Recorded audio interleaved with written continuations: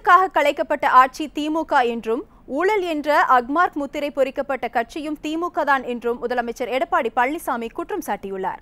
மக்களவைத் தேர்தலையொட்டி அதிமுக மற்றும் கூட்டணி கட்சி வேட்பாளர்களை ஆதரித்து முதலமைச்சர் எடப்பாடி பழனிசாமி கடந்த 2 நாட்களாக சூறாவளி பிரச்சாரத்தில் ஈடுபட்டார்.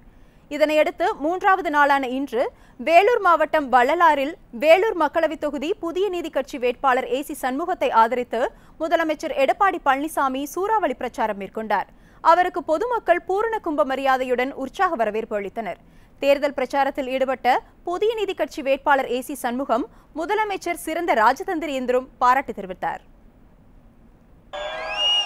இப்பொழுது தலைவருக்கும் தலைவருக்கும் பின்னால் இந்த இரட்டை இலை சின்னத்தையும் கழகத்தையும் கட்டி காக்கக்கூடிய ஒரே முதல்வர் நம்முடைய அண்ணன் இபிஎஸ் அவர்கள். இந்த இயக்கத்திற்கு மிகப்பெரிய ஒரு வரப்பிரசாதமாக நமக்கு கிடைத்திருக்கிறார். ஒரு அற்புதமான ஒரு ராஜதந்திரி. தமிழகத்திலே எந்த அரசியல் கட்சியும் இதுவரை இல்லாத அளவிற்கு மிகப்பெரிய ஒரு மெகா கூட்டணியை அமைத்து காட்டி இருக்கிறார்கள். 40 தொகுதியிலும் மிகப்பெரிய வெற்றியை ஐயா இபிஎஸ் அவர்களுடைய தலைமையிலே அனைத்து இந்திய அண்ணா திராவிட முன்னேற்ற கழக கூட்டணி வெற்றி பெறும்.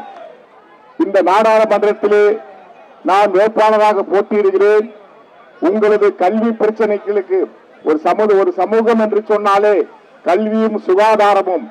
இந்த கல்வி பிரச்சனையிலே நான் ஒவ்வொரு தொகுதியிலும் என்னுடைய கல்வி நிறுவனங்களிலே வேலூருக்கு 100 மாணவர்களை பொறியியல் ஆர்ட்ஸ் காலேஜ் போன்ற கல்லூரிகளில் ஒவ்வொரு எம்எல்ஏ தொகுதிக்கும் 100 மாணவர்களை இலவசமாக நாம் தேர்ந்தெடுத்து அவர்களுக்கு இலவச கல்வியை கொடுப்பேன் என்று முதலமைச்சர் முன்னிலையிலே வாக்குறுதி தருகிறோம்.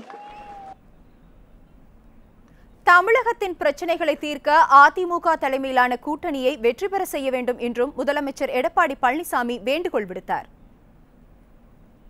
இந்த பகுதியில் இருக்கின்ற பிரச்சனை முழுவதும் நன்கு உணர்ந்தவர், திறமையானவர், உழைப்பாளி, மக்களுக்கு என்ன செய்ய வேண்டும் என்பதை உணர்ந்து செயல்படக்கூடிய ஆற்றல் மிக்க வேட்பாளர் நமது வேட்பாளர் அறிவிச்சவர் ஏசி சண்முகம் அவர்கள். அவருக்கு இரட்டை லட்சத்திலே வாக்களித்து அவரை பெருவாரியான வாக்கு வித்தியாசத்திலே வெற்றி பெற செய்ய வேண்டும் என்று அனைவரையும் அன்போடு இந்த நேரத்திலே கேட்டு, இந்த தேர்தல் ஒரு முக்கியமான தேர்தல். இந்த தேர்தல் மூலமாக வெற்றி பெறுகின்ற வேட்பாளர்கள் இன்றைக்கு தமிழகம் செழிக்க வளம் பெற அவர்கள் பாடுபடுவார்கள். ஆகவே இன்றைக்கு மத்தியிலே ஒரு நிலையான வலிமையான பாரத பிரதமர் தேவை. அந்த பாரத பிரதமர் வருவதற்கு நம்முடைய ஏசி சண்முகம் அவர்கள் வெற்றி பெற வேண்டும்.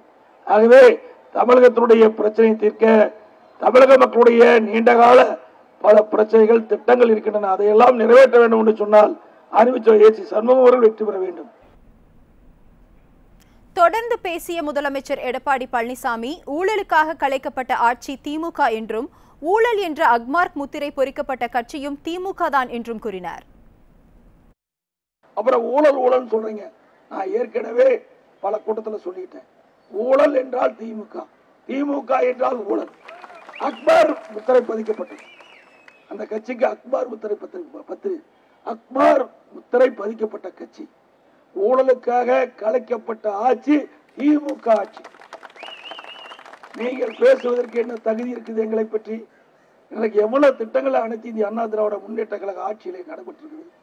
மக்களுக்கு எண்ணற்ற திட்டங்களை கொடுத்திருக்கின்றோம். பொங்கல் பண்டிகை 1000 ரூபாய் கொடுத்தோம். அதை கூட தடுத்து நிறுத்த பார்த்தீங்க. இப்ப கூட ஏழை தொழிலாளி குடும்பங்களுக்கு 2000 ரூபாய் கொடுப்பதற்கு அரசு நடவடிக்கை எடுக்கப்படுகிறது. நீதிமன்றத்துக்கு போனீங்க, நீதிமன்றத்தில் உங்களுக்கு தீர்ப்பு கிடைக்கல.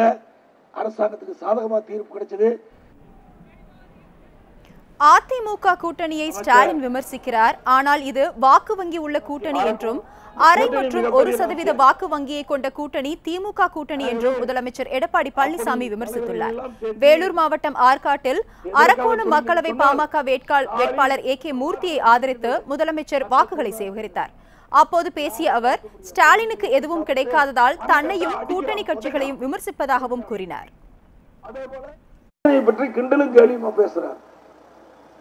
நம்முடைய கூட்டணி சொன்னா ஒவ்வொரு கூட்டணிக்கும் வாக்கு வங்கி உள்ள கூட்டணி.